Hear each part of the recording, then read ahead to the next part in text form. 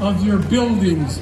And they're still here, they're still welcoming, they're still interested in your well-being, and they want to entertain the notion that we can share peace and prosperity in this place. Up until now, when the newcomers, you're all newcomers. Up until now, you haven't given thought to the people who have been here for millennia, thousands and thousands of years.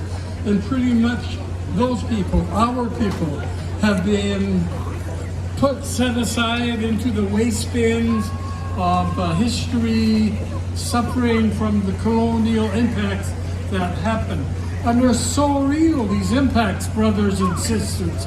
I wish I could tell you how real they are.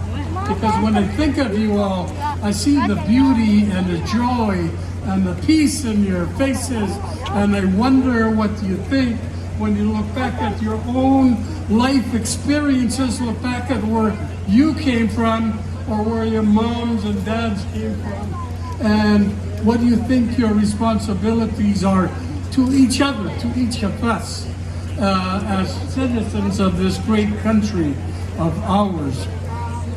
So we've got to remember with deep respect and honor those three nations that I did mention.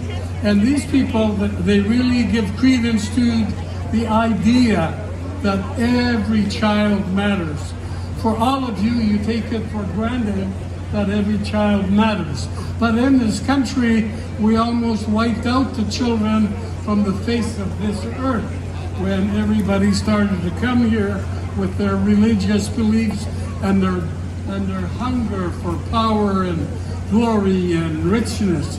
And so we have a history together that we need to reconcile.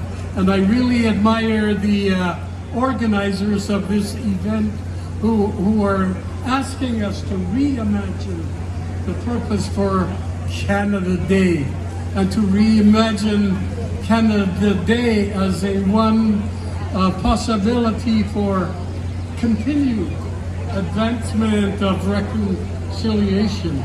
I really want to thank the port authorities for their courage and vision to include Indigenous people in these gatherings. This is the first year that's ever going to happen.